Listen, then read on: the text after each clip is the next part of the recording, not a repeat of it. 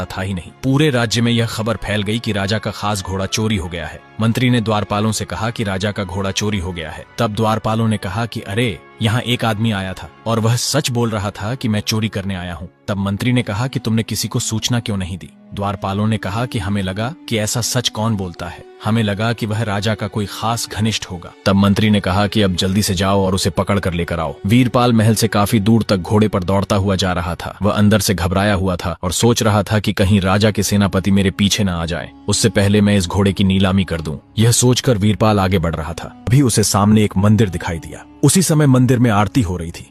तभी वीरपाल को साधु की कही हुई बात याद आ गई। वह मंदिर के सामने जाकर रुक गया। घबराया हुआ वीरपाल घोड़े को मंदिर के बाहर एक पेड़ से बांध देता है और मंदिर के अंदर चला जाता है। मंदिर में आरती चल रही थी, इसलिए उसे वहां कुछ समय लग गया। इसी दौरान मंदिर के बाहर दो सेनापति वहां पहुंच गए। उन्होंने देखा कि घोड़े का रंग काले से सफेद हो गया है, लेकिन उसकी आकृति बिल्कुल नहीं बदली थी। ये देखकर दोनों सेनापति चौंक गए। वे आपस में बात करने लगे, ये तो हमारे राजा का ही घोड़ा है, लेकिन इसका रंग काले से सफेद कैसे हो गया? इतनी देर में वीरपाल मंदिर से बाहर आया। तभी दोनों सेनापति वीरपाल के पास गए और गुस्से में बोले, ये घोड़ा किसका है जिसे तुम यहाँ लेकर आए हो? वीरपाल ने सच बोलते हुए कहा, ये घोड़ा राजा का है। तब सेनापति बोले, हमारे राजा का घोड़ा तो काले रंग का था और ये तो सफेद है। फिर सेनापति ने पूछा, तुम ये घोड़ा चोरी करके लाए हो ना?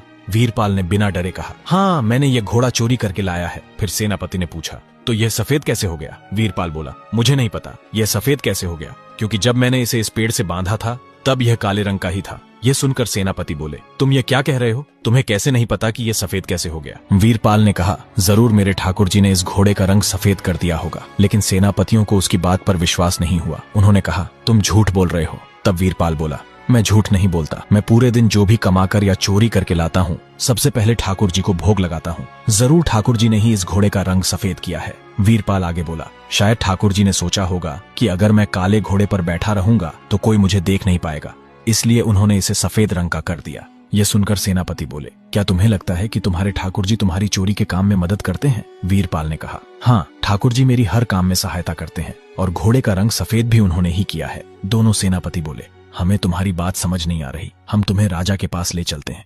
इसके बाद दोनों सेनापति वीरपाल को लेकर वापस राजा के महल पहुंचे। जब राजा ने उस घोड़े को देखा तो वह भी चौंक गए। राजा को समझ में नहीं आ रहा था कि यह तो मेरा ही घोड़ा है, लेकिन इसका रंग सफेद कैसे हो गया?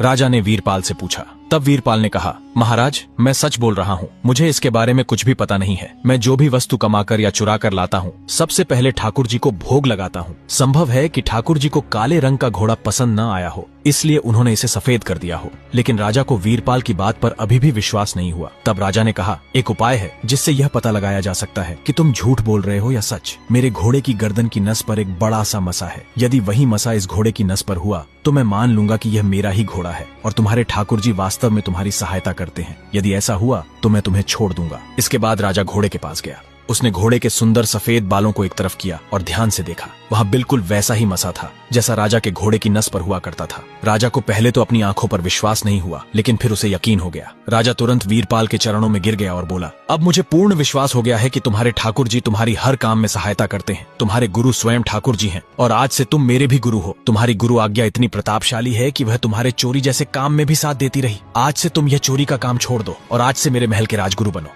इतना कहकर राजा ने वीरपाल को अपने महल का राजगुरु नियुक्त कर दिया। राजगुरु का पद मिलने के बाद वीरपाल अपने मन में सोचने लगा, मेरे ठाकुर जी ने मेरे चोरी जैसे पापपूर्ण काम में भी मेरी सहायता की, जिससे मैं आज राजगुरु बन गया। यदि मैंने अपने कर्म पहले ही सुधार लिए होते तो शायद आज ठाकुर जी मुझे साक्षात दर्शन दे देते। ये सोचकर वीरपाल ने राजगुरु का पद त्याग दिया। वह एक साधारण व्यक्ति बन गया और ठाकुर जी के नाम का जाप करने लगा। उसने चोरी का कार्य पूरी तरह छोड़ दिया और पूजा पाठ में लीन हो गया। इसके बाद वीरपाल लोगों के घर घर जाकर भिक्षा मांगने लगा। जो कुछ उसे मिलता वही वह खाता और पहले ठाकुर जी को भोग लगाता। ठाकुर जी उसके इस निस्वार्थ और निर्मल स्वभाव से अत्यंत प्रसन्न हो गए। एक रात ठाकुर जी उसे स्वप्न में दर्शन देते हैं और कहते हैं, वीरपाल, मैं तुम्हारी निस्वार्थ सेवा से बहुत प्रसन्न हूँ। मैं सदा तुम्हारी सहायता करता रहूंगा। सवेरा हुआ। वीरपाल उठा और भिक्षा मांगने के लिए लोगों के घरों की ओर चल पड़ा। रास्ते में उसे वही साधु मिले जिन्होंने उसे पहले ठाकुर जी की सेवा का मार्ग बताया था। वीरपाल साधु को प्रणाम करता है और कहता है, है। आपका बहुत बहुत धन्यवाद, आपने मुझे ठाकुर जी की सेवा का मार्ग दिखाया, उसी से मेरा जीवन धन्य हो गया। तब साधु उसे आशीर्वाद देते हुए कहते हैं, उस समय मुझे स्वयं ठाकुर जी ने तुम्हारी जिंदगी बदलने के लिए भेजा था। जो कुछ मैंने कहा था वह मेरा नहीं बल्कि ठाकुर जी का संदेश था।